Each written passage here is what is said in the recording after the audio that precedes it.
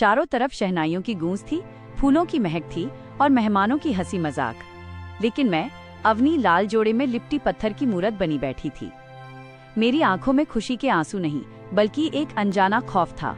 आज मेरी शादी आर्यन से होने जा रही थी। आर्यन एक सुलझा हुआ, शांत और रईस खानदान का लड़का। मम्मी ने मेरे सिर पर हाथ फेरते हुए कहा, अवनी, तू बहुत खुशकिस्मत है जो तुझे आर्यन जैसा जीवन साथी मिला। अब पुराने दुखों को भूल जा और नई जिंदगी शुरू कर। मम्मी की बात सुनकर मेरा दिल जोर से धड़का। क्या मैं वाकई पुरानी यादों को पीछे छोड़ पाई थी? मेरे अतीत का वो काला साया क्या मेरा पीछा छोड़ देगा? विदाई के बाद जब मैं आर्यन के घर पहुंची तो मेरा स्वागत किसी राजकुमारी की तरह हुआ। रात को जब मैं कमरे में अकेली थी तो घबराहट के मारे मेरा गला सूख रहा था। तभी दरवाजा खुला और आर्यन अंदर आया। उसने पास आकर मेरे घूंघट को उठाया, लेकिन उसकी आंखों में वो चमक नहीं थी जो एक दूल्हे की आंखों में होती है। उसने ठंडे स्वर में कहा, अवनी, मैं जानता हूँ कि तुम इस शादी के लिए तैयार नहीं थी, और सच कहूँ तो मैं भी नहीं था। हमारे परिवार वालों ने अपनी जिद पूरी करने के लिए हमें इस बंधन में बांध दिया है। मैं चुप रही।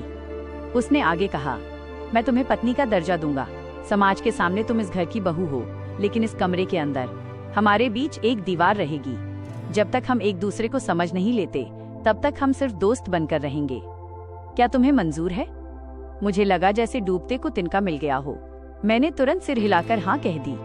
मुझे लगा कि मेरा राज सुरक्षित है, लेकिन मुझे नहीं पता था कि आर्यन खुद एक बहुत बड़ा राज छुपा रहा है। अगली सुबह जब आर्यन ऑफिस चला गया तो मैं कमरा व्यवस्थित करने लगी। तभी मेरी नजर आर्यन की अलमारी के एक छोटे से कोने पर पड़ी जो हल्का सा खुला था। कौतूहलवश मैंने उसे खोला तो वहाँ एक पुरानी डायरी और एक लड़की की तस्वीर थी। उस तस्वीर को देखते ही मेरे हाथ कांपने लगे। वो लड़की कोई और नहीं, मेरी कॉलेज की सबसे पुरानी दुश्मन तारा थी। और डायरी के पहले पन्ने पर लिखा था, तारा, मैं तुम्हारी मौत का बदला उस इंसान से जरूर लूंगा जिसने तुम्हें हमसे छीना है।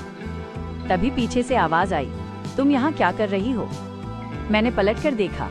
आर्यन दरवाजे पर खड़ा था और उसकी आंखें गुस्से से लाल थीं। आर्यन के चेहरे पर जो शांति मैंने कल देखी थी, वो अब गायब हो चुकी थी।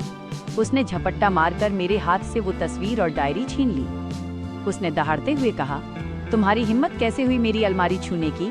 मैंने कल ही कहा था ना कि हमारे बीच एक दीवार रहेगी।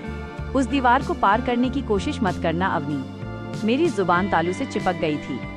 मैं कहना चाहती थी कि मैं तो बस सफाई कर रही थी, पर तारा की उस तस्वीर ने मेरे पुराने जख्म हरे कर दिए थे। तारा वही लड़की जो कॉलेज में मेरी सबसे अच्छी दोस्त हुआ करती थी, लेकिन एक हादसे ने सब कुछ खत्म कर दिया। क्या आर्यन उसका भाई था या उसका प्रेमी? आर्यन ने डायरी अलमारी में वापस रखी और बिना कुछ कहे कमरे से बाहर निकल गया। उस रात वो घर नहीं लौटा। अगले दिन मेरी जेठानी माया मेरे पास आई। वो स्वभाव से बहुत मीठी थी, लेकिन उनकी आंखों में हमेशा एक डर छिपा रहता था। उन्होंने मेरा हाथ थामकर कहा, अवनी, आर्यन स्वभाव का बुरा नहीं है, बस थोड़ा टूटा हुआ है। इस घर में कदम कदम पर संभलकर चलना। यहाँ दीवारों के भी कान हैं और हर बंद दरवाजे के पीछे एक कहानी छिपी है। मैंने घबराकर पूछा, दीदी, ये तारा कौन थी और आर्यन उससे बदला क्यों लेना चाहता है? माया दीदी का चेहरा सफेद पड़ गया। उन्होंने घबराकर इधर उधर देखा और फुसफुसाते हुए बोली, उसका नाम इस घर में दोबारा मत लेना। उसी की वजह से आर्यन के बड़े भाई, मेरे पति, आज इस दुनिया में नहीं है। मेरे पैरों तले जमीन खिसक गई। क्या तारा की वजह से इस घर का बड़ा बेटा चला गया? पर तारा तो खुद एक हादसे का शिकार हुई थी। रात के 2 बज रहे थे। घर में सन्नाटा था। आर्यन अभी वापस नहीं आया था। तभी मुझे सीढ़ियों पर किसी के चलने की आवाज सुनाई दी। मुझे लगा आर्यन होगा, लेकिन जब मैंने दरवाजे की झिरी से देखा तो कोई काला साया स्टोर रूम की तरफ जा रहा था। जिज्ञासा और डर के बीच झूलती हुई मैं दबे पांव उसके पीछे गई। स्टोर रूम का दरवाजा थोड़ा खुला था। अंदर से सिसकने की आवाज आ रही थी। मैंने झांक कर देखा तो आर्यन फर्श पर बैठा हुआ था। उसके हाथ में वही तारा की तस्वीर थी और वो फूट फूट कर रो रहा था। वो बार बार कह रहा था, तारा, मुझे माफ कर दो। मैं उस गुनहगार को ढूंढ चुका हूँ। उसने बहुत बड़ी गलती की है जो इस घर की बहू बनकर आई है। मैं उसे कभी चैन से जीने नहीं दूंगा। ये सुनते ही मेरा दिल जोर से धड़कने लगा। गुनहगार? क्या आर्यन मुझे गुनहगार समझ रहा है? जबकि उस दिन कॉलेज की उस छत पर जो हुआ उसमें मेरी कोई गलती नहीं थी। तभी अचानक आर्यन ने अपनी गर्दन घुमाई और उसकी नजर सीधे मुझ पर पड़ी। उसकी आंखों में आंसू तो थे, पर अब उनमें नफरत की आग जल रही थी। आर्यन ने झटके से उठकर स्टोर रूम का दरवाजा पूरा खोल दिया। उसकी आंखों में वो नमी अब अंगारे बन चुकी थी। उसने मेरा हाथ इतनी जोर से पकड़ा कि मेरी चूड़ियां कलाई में चुभने लगी। तो तुम यहाँ जासूसी कर रही हो? आर्यन की आवाज में कड़वाहट थी। डर लग रहा है ना अवनी, कि कहीं तुम्हारा वो चेहरा सामने ना आ जाए जो तुमने दुनिया से छिपा रखा है? मैंने कांपते हुए कहा, आर्यन, तुम जो सोच रहे हो वो सच नहीं है। तारा मेरी सबसे अच्छी दोस्त थी। उस हादसे में जो हुआ उसमें मेरा कोई हाथ नहीं था। आर्यन जोर से हंसा, पर उस हंसी में दर्द था। हादसा? मेरी बहन तारा ने अपनी डायरी के आखिरी पन्ने पर तुम्हारा नाम लिखा था, अवनी। उसने लिखा था कि तुम उसे उस पुरानी बिल्डिंग की छत पर बुला रही हो, और उसके ठीक 1 घंटे बाद वह हमें हमेशा के लिए छोड़ गई। और मजे की बात देखो, उसके बाद तुम शहर छोड़कर गायब हो गई। मेरी आंखों से आंसू बहने लगे। मैं गायब नहीं हुई थी आर्यन, मेरे पापा का तबादला हो गया था। और रही बात उस छत की, मैंने उसे नहीं बुलाया था। मुझे तो खुद एक अनजान खत मिला था जिसमें लिखा था कि तारा खतरे में है। आर्यन ने मुझे धक्का दिया और वहाँ से चला गया। मैं फर्श पर बैठकर रो रही थी। तभी अंधेरे में से माया दीदी बाहर आईं।